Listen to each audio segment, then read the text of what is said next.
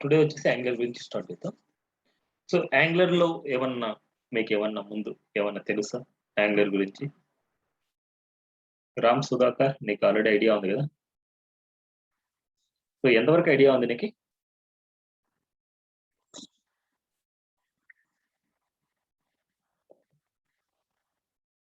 అట్లా గాదు. నీకు ఆల్రెడీ వర్క్ చేస్తున్నావు గదా! వీటి మీద. సో నీకు ఎక్స్ సో అక్కడ ఏమేం స్కిల్స్ ఇన్వాల్వ్ అవుతున్నాయి నీకి? Designing only. ఆ! ఓకే. Only front. ఓకే. దాంట్లో డైనమిక్ పార్ట్ ఏం చేయలేదా? ఓకే. అక్కడ వర్క్ చేపిచ్చట్లేదా నీకి? లేకపోతే అయిపోయిందా internship? Okay. Okay. Okay. Okay. Okay. Mayur గారు మీకేమైనా ఐడియా ఉందా? యాంగులర్ గురించి ఇంతకు ముందు? ఓకే. సరే. సో, యాంగులర్ అనేదేంటంటే జావా స్క్రిప్ట్ యొక్క ఫ్రేమ్‌వర్క్ అన్నమాట. So, angular is an application design framework and development platform for creating single page apps అన్నమాట. సో, సింగిల్ పేజ్ అంటే ఏంటి చూద్దాం. సో, బేసిక్‌గా మనకి యాంగులర్ నేర్చుకోవాలంటే ఫస్ట్ మనకు రావాల్సిన స్కిల్స్ ఏందంటే హెచ్‌టీఎంఎల్, సీఎస్ఎస్, జావాస్క్రిప్ట్. ఈ 3 స్కిల్స్ మీకొచ్చాయి అనేసనుకుంటే యాంగులర్‌కి ఎలిజిబుల్ అన్నమాట. మరి బూట్‌స్ట్రాప్, జేక్వెరీ ఎందుకు అనేసి అడిగితే జావాస్క్రిప్ట్ నేర్చుకుంటే జేక్వెరీ వస్తది. హెచ్‌టీఎంఎల్, సీఎస్ఎస్, జావాస్క్రిప్ట్ నేర్చుకుంటే బూట్‌స్ట్రాప్ వస్తది. వాటిలో ఇన్‌బిల్టే ఇవన్నీ. అందుకే అందరూ కామన్‌గా ఏమంటారంటే హెచ్‌టీఎంఎల్, సీఎస్ఎస్, జావాస్క్రిప్ట్ అంటారు. బూట్‌స్ట్రాప్ అనేది ఈ హెచ్‌టీఎంఎల్, సీఎస్ఎస్, జావాస్క్రిప్ట్ యొక్క ఫ్రేమ్‌వర్క్ వచ్చేసి బూట్‌స్ట్రాప్ అన్నమాట. జేక్వెరీ వచ్చేసి జావాస్క్రిప్ట్ యొక్క లైబ్రరీ. అన్ని వీటికి సంబంధించినటియే. So, first single page application అంటే ఏంటి చూద్దాం. ఈ ప్రాజెక్ట్ వచ్చేసి యాంగులర్ ప్రాజెక్ట్ అన్నమాట ఇది. యాంగులర్ ప్రాజెక్ట్‌లో మనకి కంట్రోల్ యూ అని చేశాము అనేసనుకుంటే, కంట్రోల్ యూ చేస్తే మన సోర్స్ కోడ్‌లోకెళ్తది మనకి. ఇక్కడ చూస్తే మనకి బాడీ సెక్షన్‌లో చూడండి మనకి ఓన్లీ యాప్ రూట్ అనేసింది మనకి. బాడీ సెక్షన్‌లో యాప్ రూట్ ఉంది. ఇంకో కోడ్ ఏం లేదు చూడండి ఇక్కడ. యాప్ రూట్ అనేసి ఉంది. ఇంకో కోడ్ అంటూ ఏం లేదు. నెక్స్ట్ పేజ్‌కెళ్దాం. అబౌట్ పేజ్‌కెళ్తా నేను. అబౌట్ పేజ్‌కెళ్ళేసి మళ్ళీ కంట్రోల్ యూ ప్రెస్ చేస్తాను. అబౌట్‌లో కూడా కోడ్ చూస్తాను నేను. అబౌట్‌లో కూడా చూడండి మళ్ళీ యాప్ రూట్ సేమ్ అలాగే ఉంది. అదే ఇంకో పేజ్‌కెళ్ళినా సేమ్ అలాగే ఉంటదన్నమాట మనకి. సో, ఇక్కడ బాడీ సెక్షన్ అంటే ఇక్కడ మొత్తం అంతా రీప్లేస్ అవుతూ ఉంటాయి పేజెస్. కానీ ఒక పేజ్ అంటూ కాన్స్టెంట్‌గా ఉంటది. అదే ఇండెక్స్.html అనేది కాన్స్టెంట్‌గా ఉంటది. రిమైనింగ్ పేజెస్ అన్నీ రీప్లేస్ అవుతూ ఉంటాయి. అందుకే దీన్ని సింగిల్ పేజ్ అప్లికేషన్ అంటారు. సింగిల్ పేజ్ ఈ పేజ్ అనేది కాన్స్టెంట్‌గా ఉంటది. మనకి ఏదైతే పేజ్ కావాలో అది ఓన్లీ రీప్లేస్ అవుతూ ఉంటది మనకి. ఓకేనా? యాంగులర్‌లో ఏదైనా సరే వెబ్‌సైట్ డిజైన్ చేస్తే మనకి పేజ్ అనేది రిఫ్రెష్ అవ్వదు. రీలోడ్ అవ్వదు. చూడండి మనకి అబౌట్ అని క్లిక్ చేసినా, సర్వీసెస్ క్లిక్ చేసినా, కోర్సెస్ క్లిక్ చేసినా, కెరియర్స్ క్లిక్ చేసినా, సైన్ ఇన్ క్లిక్ చేసినా, ఏది క్లిక్ చేసినా సరే మనకి పేజ్ అనేది రీలోడ్ జరగదన్నమాట. అండ్ కోడ్ అనేది చాలా సెక్యూర్‌గా ఉంటది. చూడండి మనకి ఆ కోడ్ అనేది మనకు అసలు కనిపించట్లేదు. కోడ్ సెక్యూర్‌గా ఉంటది. అండ్ పేజ్ వచ్చేసి చాలా ఫాస్ట్‌గా ఉంటది మనకి. ఓకే. ఇంగా వీటి గురించి థియరీ చూడాలనుకుంటే Angular is the application design framework and development platform for creating single page apps అంటారు. యూఐ డెవలప్‌మెంట్ కి అంటే యూజర్ ఇంటర్‌ఫేస్ ని మనం క్రియేట్ చేయడానికి యాంగులర్ యూజ్ అవుతది. యాంగులర్ అనేది ఓపెన్ సోర్స్ అన్నమాట. This angular documents help you learn angular framework and development platform. ఇదంతా థియరీ అన్నమాట. థియరీ ఎక్కడ చూసినా సరే మీకు దొరుకుతది. దాంట్లో నో ప్రాబ్లమ్.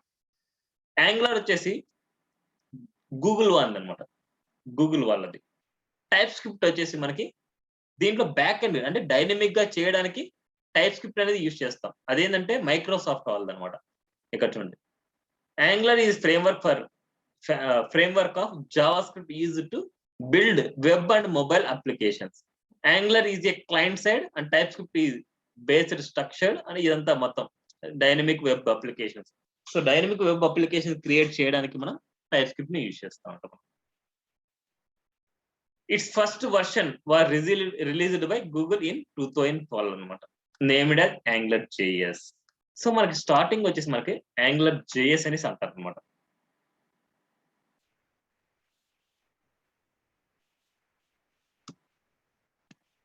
యాంగులర్ జేఎస్ అంటారు. అంటే దీన్ని యాంగులర్ 1 కూడా అంటారు. తరువాత మనకి యాంగులర్ జేఎస్ వచ్చేసి మనకి డైనమిక్ గా చేసేది జావా స్క్రిప్ట్ అనమాట. దీంట్లో వాడేది ఏంటంటే జావా స్క్రిప్ట్ అనమాట.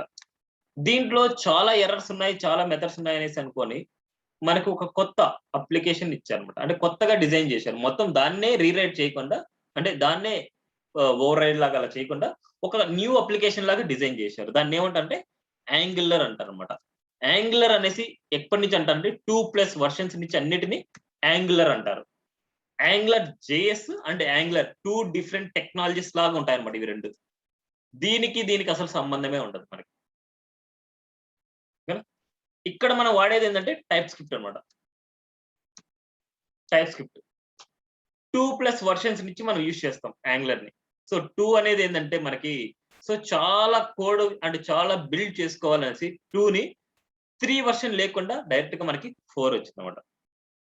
మళ్ళీ 5, 6, 7, 8, 9, 10 ఇప్పుడు వరుసగా వచ్చేసి మనకి ఇప్పుడు 12 రన్నింగ్ అనమాట. మీరు ఏ వర్షన్ నేర్చుకున్నా సరే ఇక్కడ యూజ్ చేసేది ఇంకో దాంట్లో యూజ్ అవుతాయి అన్నమాట. మనకి 1 by 1 వర్షన్ కి కొన్ని నార్మల్ గా కొన్ని ఫీచర్స్ యాడ్ అవుతూ వెళ్తాయి అంతే ఒక్కొక్క వర్షన్ కి. కానీ ఒక వర్షన్ లో నేర్చుకుంటే ఇంకో వర్షన్ లో యూజ్ అవుతాయి మనకి. ఎక్స్ట్రా ఫీచర్ దాంట్లో యాడ్ అవుతుంది అంతే మనకి. సో నేను ఇక్కడ యాంగులర్ 12 నేను నేర్పిస్తాను అనమాట మనం.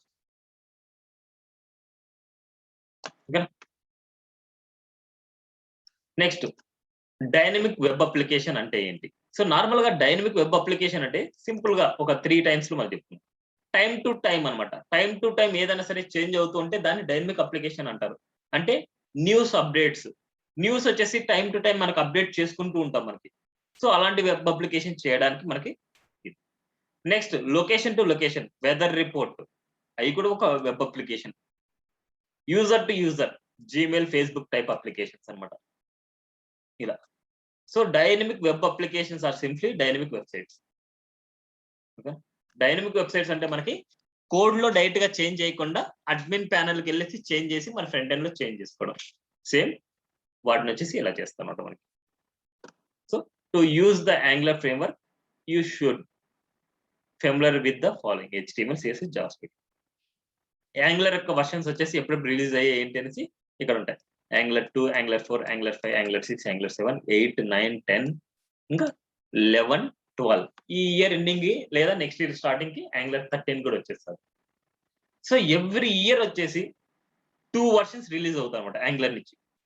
సో అందుకోసమే మనకు ఎవ్రీ ఇయర్ 2 వర్షన్స్ రిలీజ్ అవుతున్నాయి అంటే ఇంకేమన్నా అది స్టాప్ అవుతాయా? గోయింగ్ ఫార్వర్డ్ లో మనకు ఉంటాయి. అందుకోసమే మనకి యాంగులర్ కి డిమాండ్ ఉంటుంది అనమాట. యాంగులర్ కి డిమాండ్ ఉంటుంది. దీన్ని బట్టి చెప్పవచ్చు ఎవ్రీ ఇయర్ వచ్చేసి 2 వర్షన్స్ రిలీజ్ అవుతున్నాయంటే అప్గ్రేడ్ ఉంది ఇంకా దాంట్లో యాంగులర్ లో. అందుకోసం వచ్చేసి యాంగులర్ ఎవర్ గ్రీన్. కమింగ్ అంతా ఫ్రంట్ ఎండ్ కి యూజ్ చేసేది యాంగులర్ కానీ రియాక్ట్ కానీ యూజ్ చేస్తారు. కమింగ్ మొత్తం జనరేషన్ మొత్తం కమింగ్ వచ్చే జనరేషన్ మొత్తం ఫ్రంట్ ఎండ్ కి మనకి యూజ్ చేసేది ఏంటంటే కంప్లీట్ గా యాంగులర్ యూజ్ చేస్తారు. ఎవరైనా సరే యాంగులర్ కి కన్వర్ట్ అయిపోతారు. ఫేస్బుక్ వచ్చేసి రియాక్ట్ చెప్తున్నారు, ఫేస్బుక్ వచ్చేసి రియాక్ట్ యూజ్ చేశారు. అండ్ ఫ్లిప్కార్ట్ కి కూడా మనకి యాంగులర్ యూజ్ చేశారు. ఫ్లిప్కార్ట్ చూడండి, మనకి ఫ్లిప్కార్ట్ ఒకసారి ఓపెన్ చేస్తే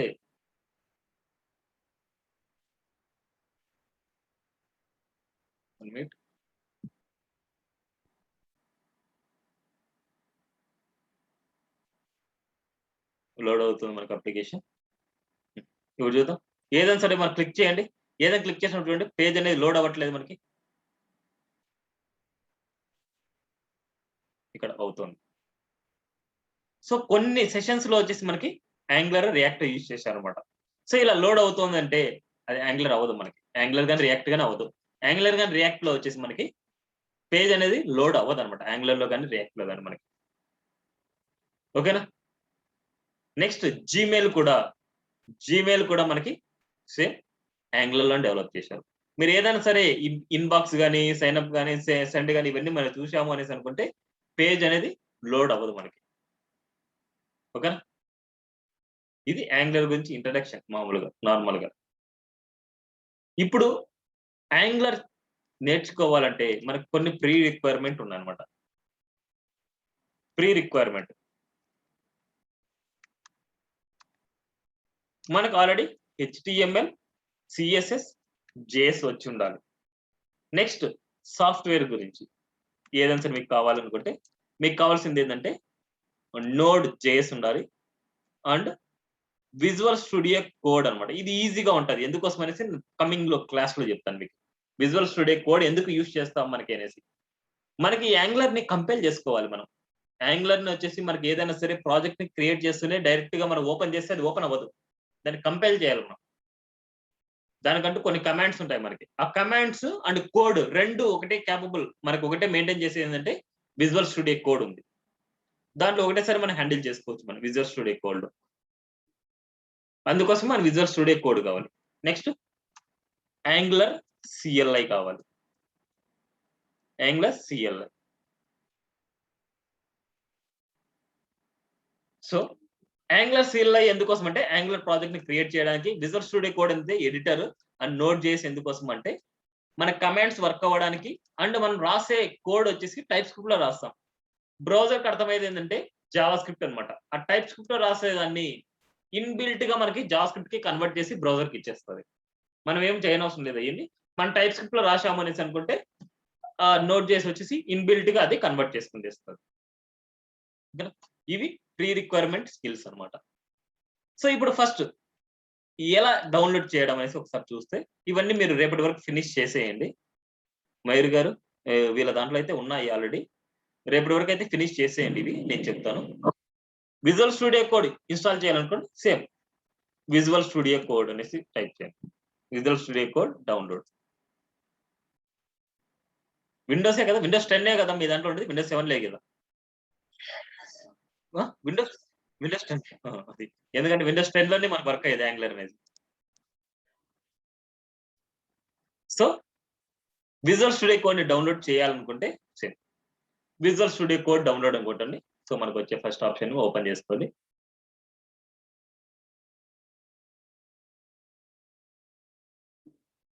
ఇక్కడ చూస్తే చూడండి విండోస్, లైనక్స్ అండ్ మ్యాక్.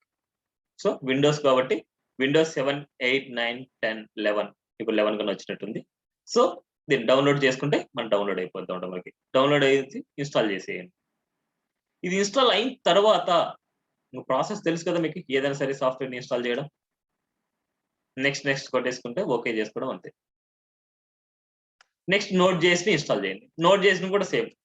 ఈ నోడ్ JS లో వచ్చేసి వర్షన్ మెయిన్ ఇంపార్టెంట్. మనకి ఏ వర్షన్ చేస్తున్నారు node JS download. So 14 version పైన ఉండేదే మీరు చేయండి. నోడ్ వచ్చేసి ఇక్కడ చూడండి నోడ్ JS అనేసి ఓపెన్ చేసి ఇక్కడ చూడండి విండోస్ అనేసి ఉంది 14 అనమాట. 14.18.1 14 వర్షన్ చేయండి. మనకి ఏదైనా సరే ఓపెన్ చేసినప్పుడు మనకి కొన్ని టైమ్స్ లో మనకి ఏంటంటే 17 చూపిస్తారు లేటెస్ట్ వర్షన్. అది వద్దు, ఓన్లీ 14 చేసుకోండి. దీన్ని ఇంకా అది ఇన్బిల్ట్ గా కంప్లీట్ అవ్వలేదు, కొన్ని మిస్టేక్స్ అవుతాయి మళ్ళీ మీకు. అందుకోసం వచ్చేసి ఓన్లీ 14 చేసుకోండి మీరు. 14.18.1 అనేసి ఉంటుంది. ఆ 14ది మీరు చేసుకోండి. ఈ రెండు ఇన్స్టాల్ అయిన తర్వాత విజువల్ స్టూడియో కోడ్ ఓపెన్ చేసి మన దాంట్లో సో నోడ్ JS ఇన్స్టాల్ అయితే మనకి NPM కూడా ఇన్స్టాల్ అయిపోద్ది.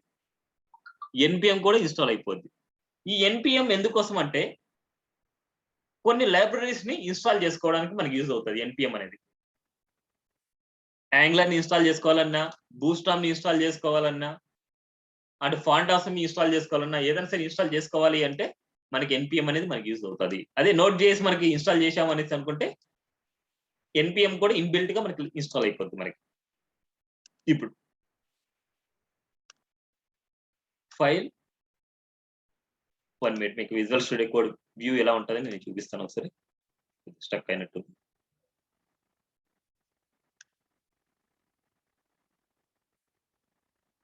ర్యామ్ వచ్చేసి 4 GB ఉంటే కొద్దిగా మన కాన్ఫిగరేషన్స్ బాగుంటే 4 GB అయినా ఎనఫ్ అయిపోద్ది. సో కాన్ఫిగరేషన్ తక్కువగా ఉంది అంటే మనకి 8 GB ర్యామ్ అయితే అవసరం అవుతుంది అనమాట.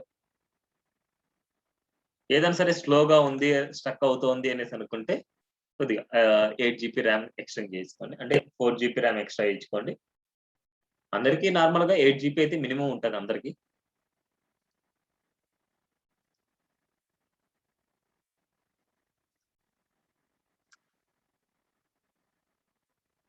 విజువల్ స్టూడియో కోడ్ వ్యూ వచ్చేసి ఇలా ఉంటది మనకి.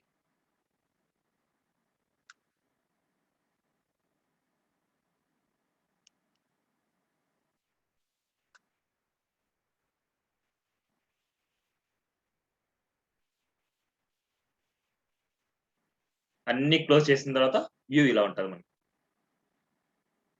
ఇప్పుడు మనం దీంట్లో కంపైల్ కూడా చేసుకోవచ్చు. కంపైల్ చేసుకోవాలంటే నార్మల్‌గా ఇక్కడ ఈ విజువల్ స్టూడియో కోడ్ లేకపోతే కమాండ్ ప్రాంప్ట్‌లోకెళ్ళేసి ఇక్కడ చేస్తాం మనం. ఇక్కడ ఏదైనా సరే నోడ్ వెర్షన్ తెలుసుకోవాలంటే నోడ్ స్పేస్ -v అన్నమాట. నోడ్ స్పేస్ -v అంటే మనకు నోడ్ యొక్క వెర్షన్ తెలుస్తది మనకి. Node space -v. అదే గనుక npm కావాలంటే npm స్పేస్ -v అన్నమాట. npm యొక్క వెర్షన్ తెలుసుకోవాలి అనేసి అనుకుంటే. నోడ్ ఇన్‌స్టాల్ అయితే మనకి npm కూడా ఇన్‌స్టాల్ అయిపోద్ది ఆటోమేటిక్‌గా. సో ఇలాగా కోడ్ ఒక చోట రాసి ఇక్కడ ఒకసారి రన్ చేసుకొని అయన్నీ వేస్ట్ అన్నమాట మనకి. అందుకోసమే ఇక్కడ ఈ విజువల్ స్టూడియో కోడ్‌లో ఆ కమాండ్స్ అన్ని రన్ చేసుకోవచ్చు. అది ఎలా అంటే ఇక్కడ చూడండి. టెర్మినల్‌కెళ్ళండి. Terminal, new terminal. ఇలా ఎళ్తే మనకి ఇక్కడ చూడండి ఇలా ఓపెన్ అయితది. ఇక్కడ ఏ పాత్ అయినా ఉన్ని. ఇప్పుడు అవసరం లేదు మనకి. ఏ పాత్ అయినా ఉన్ని మనకు అవసరం లేదు. మనకి ఈ సిస్టమ్‌లో వచ్చేసి నోడ్ ఉంది అనేసి అనుకుంటే node space -v. Node space -v అంటే నోడ్ యొక్క వెర్షన్ తెలుస్తది మనకి. అండ్ npm స్పేస్ -v అంటే npm యొక్క వెర్షన్ మనకు తెలుస్తది. నెక్స్ట్ నోడ్ npm ఉంది. యాంగులర్ ఉందా లేదా చెక్ చేసుకోవాలంటే ng space version. ng space version అన్నమాట. అంటే యాంగులర్ ఉందా లేదా అని తెలుసుకోవడానికి. సో యాంగులర్ ఎవరైనా సరే మీ దాంట్లో ఇంతవరకు చేయకపోతే వదిలేయండి. No problem. ఇన్ కేస్ మీరు ఇన్‌స్టాల్ చేసి ఉన్నారు అనేసి అనుకుంటే ఒకసారి వెర్షన్ చూడండి. మీరు ఏ వెర్షన్ ఉంది అనేసి. సో ng స్పేస్ వెర్షన్ కొడితే యాంగులర్ CLI వచ్చేసి 12.0.0 అనేసి ఉంది. నోడ్ వచ్చేసి 14.17 ఉంది. ప్యాకేజ్ వచ్చేసి 6.14 ఉంది. విండోస్ వచ్చేసి 64 బిట్ అనేసి. ఇక్కడ ఇవన్నీ ప్యాకేజెస్ అన్నమాట. సో మన యాంగులర్ 12 అంటే యాంగులర్ 9 ఆర్ అబోవ్ వెర్షన్ నుంచి మనకి విండోస్ 10 లోనే సపోర్ట్ చేస్తాయి. యాంగులర్ 8 కావాలంటే విండోస్ 7 లో అయినా సపోర్ట్ చేస్తాయి. విండోస్ యాంగులర్ 9 పైన 9 ఆర్ 9 పైన వచ్చేసి అన్ని విండోస్ 10 ఉంటేనే మనకు సపోర్ట్ చేస్తాయి. నోడ్ కూడా అంతే. నోడ్ 14 వెర్షన్ వర్క్ అవ్వాలి అనుకుంటే మనకు డెఫినెట్ గా విండోస్ 10 అనేది ఉండాలి మనకి. ఓకే. ఇది. నెక్స్ట్ యాంగులర్ ఉంది. ఇన్ కేస్ మన దగ్గర యాంగులర్ లేకపోతే ఏం చేయాలి? సో ఇక్కడ వన్ బై వన్ నేను కమాండ్స్ రాస్తాను చూడండి. ఇన్ కేస్ మీకు కమాండ్స్ కావాలి అనేసి అనుకుంటే ఇక్కడ నేను పంపిస్తాను చూడండి. ఇది సేవ్ చేసి పెట్టుకోండి మీ దాంట్లో. ఈ ఫైల్ మీ దాంట్లో సేవ్ చేసి పెట్టండి. ఎక్కడైనా సరే ఈ URL నేను వాట్సాప్ దీంట్లో పంపించాను చూడండి. మెసెంజర్‌లో టెక్స్ట్‌లో పంపించాను. అది సేవ్ చేసి పెట్టుకోండి. Check Node JS availability Node space -v. npm space -v. Angular CLI ని చెక్ చేయాలనుకుంటే ng space version. In case మన దగ్గర లేదు అనేసి అనుకుంటే ఇక్కడ కమాండ్ ఉంది. ఆ కమాండ్ గురించి నేను ఎక్స్‌ప్లెయిన్ చేస్తాను చూడండి. యాంగులర్ CLI ని ఇన్‌స్టాల్ చేయాలనుకుంటే npm ఇన్‌స్టాల్ -g @angular/CLI యాంగులర్/CLI ఇక్కడ @8 ఉండే తీసేయండి మీరు. మీరు ఏదైనా సరే చేసేటప్పుడు ఏదైనా సరే యాంగులర్ ఏది ప్రెజెంట్ వెర్షన్ ఉంది అనేసి ఇన్‌స్టాల్ చేసుకోవాలనుకుంటే ఇలా కమాండ్ ని రన్ చేయండి. npm space install space -g space @angular/CLI. ఇక్కడ -g ఉంది. అంటే ఏంటంటే పర్టిక్యులర్ గా ఒక ఫోల్డర్ లో ఇన్‌స్టాల్ చేయకుండా ఓవరాల్ గా సిస్టమ్ లో ఎక్కడైనా సరే మన యాంగులర్ ప్రాజెక్ట్ క్రియేట్ చేసుకోవాలి అనేసి అనుకుంటే మీరు ఈ కమాండ్ రన్ చేయాలి. npm install -g @angular/CLI. ఈ కమాండ్ ని మీరు రన్ చేయాలన్నమాట. ఇప్పుడు చూస్తే మనం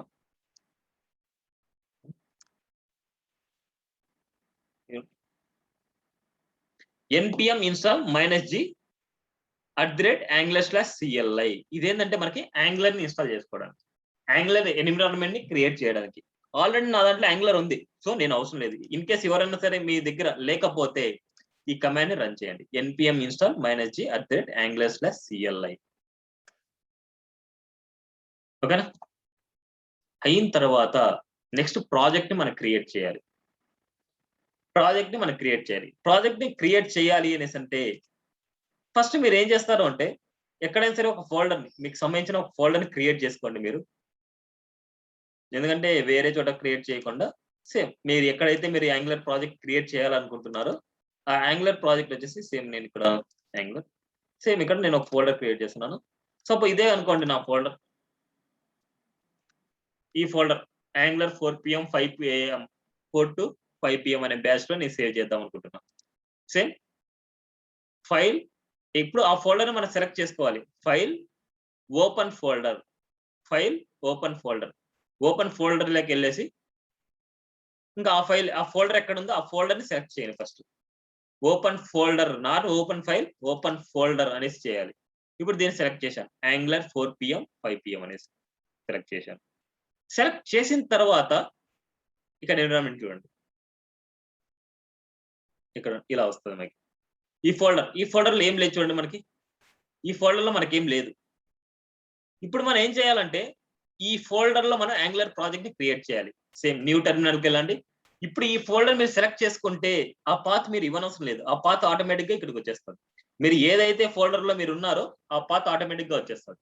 ఇప్పుడు ఇక్కడ మీరు యాంగులర్ ప్రాజెక్ట్ ని క్రియేట్ చేయాలనుకుంటున్నారు. కమాండ్ ఏంటంటే ng space new, project name అనమాట, ఐలాండర్ అనేసి. ఐలాండర్ అనే ప్రాజెక్ట్ నేను క్రియేట్ చేస్తున్నాను. ప్రాజెక్ట్ నేమ్ డైరెక్ట్ గా ఇచ్చేసుకోండి, ఐలాండర్ ఎంటర్ చేస్తున్నా.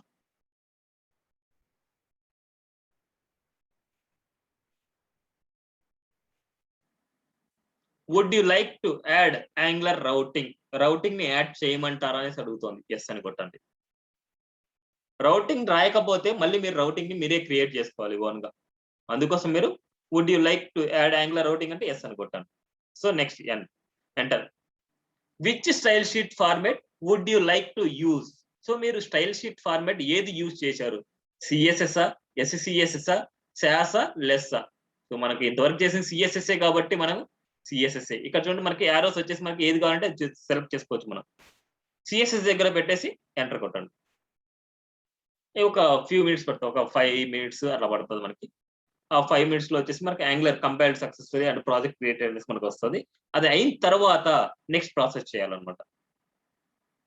ఒకసారి చూద్దాం, క్రియేట్ అవుతుంది. సో నేను ఈ రికార్డింగ్ అనేది స్టాప్ చేస్తున్నాను. ఎప్పుడైతే అయిపోద్దో అప్పుడు ఆన్ చేసుకుందాం మనం, ఎందుకంటే కొద్ది టైం పడుతుంది కదా, మరి లెంత్ అయిపోద్ది మనకి. ఇది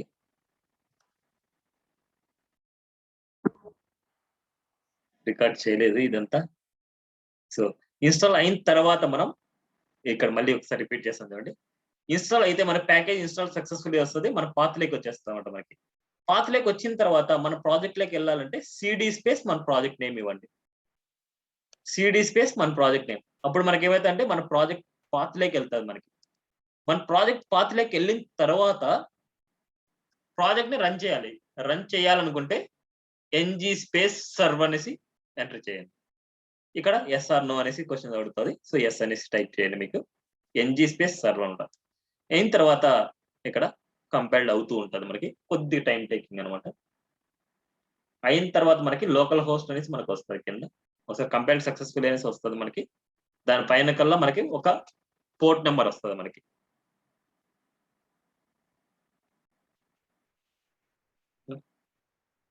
వినండి క్లాసు, రికార్డు మీద అయితే డిపెండ్ అవ్వద్దు.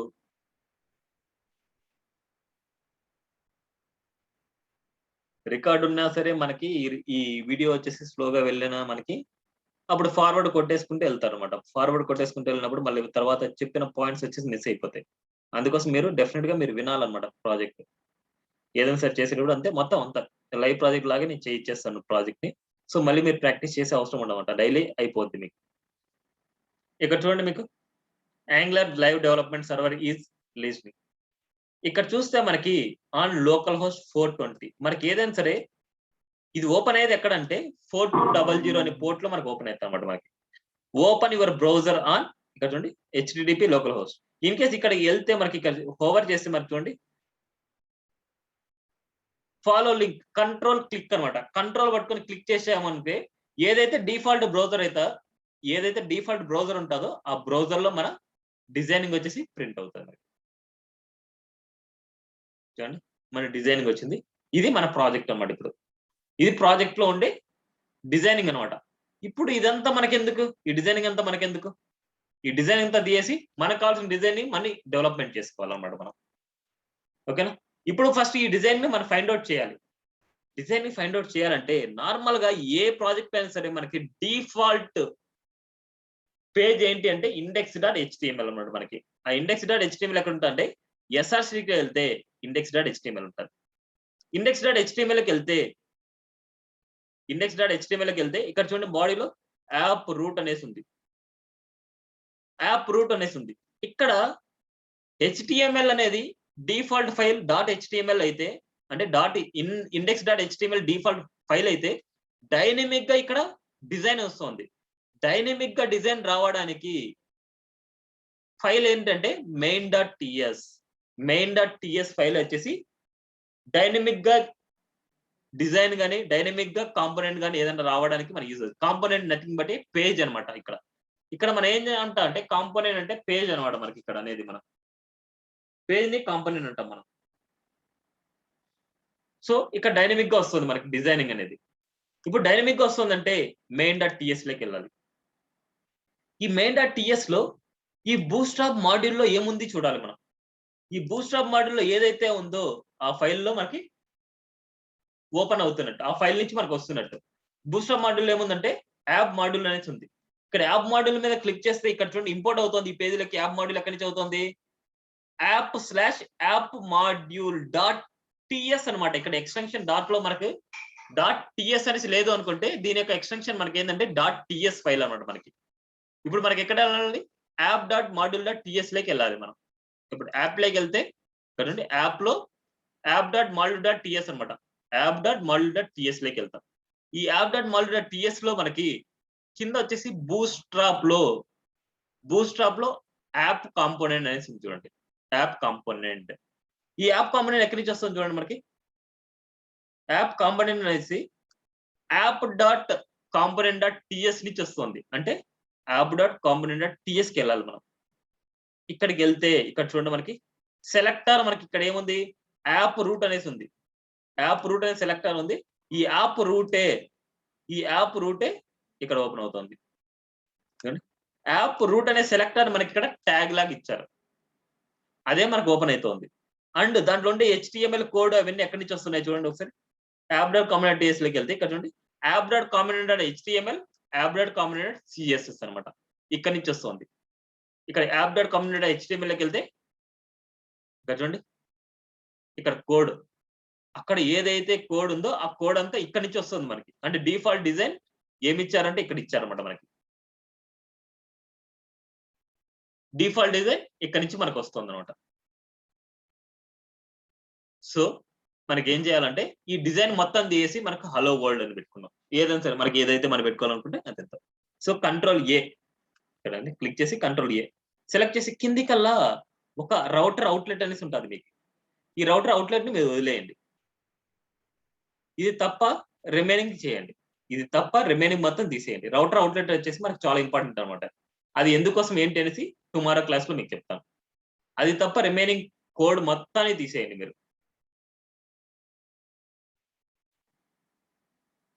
చూడండి ఇంత డిజైన్ రాసాము ఆ డిజైనింగ్ కి తీసాం. ఇప్పుడు ఇక్కడ ఏదైనా సరే రాయండి. H1 వచ్చేసి హలో వరల్డ్. ఇప్పుడు మనకి ఎప్పుడైనా సరే గుర్తుపెట్టుకోండి, ఫైల్లోకి వెళ్ళేసి ఆటో సేవ్ అని పెట్టుకోండి. ఇప్పుడు ఏదైనా సరే మీరు చేంజ్ చేసినా సరే ఆటో సేవ్ అయిపోద్ది మనకి. అందుకోసం ఇది సెట్టింగ్ మార్చుకోండి. ఫైల్లోకి వెళ్ళేసి ఆటో సేవ్ అని పెట్టుకోండి. ఇక్కడ మీరు సేవ్ చేసి మళ్ళీ రిఫ్రెష్ అలా చేయనవసరం లేదు. ఒకసారి మీరు సేవ్ చేశారు అనేసి అనుకుంటే ఆ ప్రాజెక్ట్ రిఫ్రెష్ అయిపోద్ది ఆటోమేటిక్ గా. చూడండి అదే ఆటోమేటిక్ గా రిఫ్రెష్ అయిపోద్ది మనకి. నేనేం చేయనవసరం లేదు.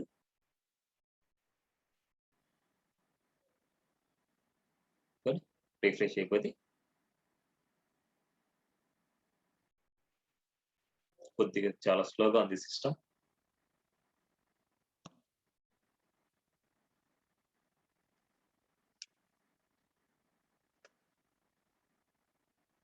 చాలా స్లోగా వర్క్ అవుతుంది. చూడండి, హలో వరల్డ్ మనం ఏదైతే రాసామో అదే వస్తుంది. ఇక్కడ వచ్చేసి యాప్ కాంపోనెంట్ అనమాట. అంటే మనకి డిఫాల్ట్ గా ఒక పేజ్ అంటూ మనకు వస్తుంది. ఈ పేజ్ లో మనకి ఏమేమి ఉన్నాయి చూడండి, .html, .tss, .spec.ts, .ts file అనమాట. ఇక్కడ మనకి 3 ఫైల్స్ ఉన్నాయి. మనకి ఈ 3 ఫైల్స్ మనకి డివైడ్ చేస్తారు అనమాట. HTML కోడ్ HTML లో అండ్ CSS కోడ్ CSS లో రాసుకోవడానికి. ఈ CSS లో చూడండి, నేను ఒకసారి రాస్తాను.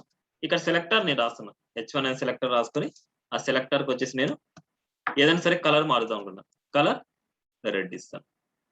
చూడండి, నేనేం చేయట్లేదు, ఓన్లీ CSS ఫైల్ CSS రాస్తాను. సేవ్ అయింది. చూద్దాం, రీలోడ్ చేద్దాం.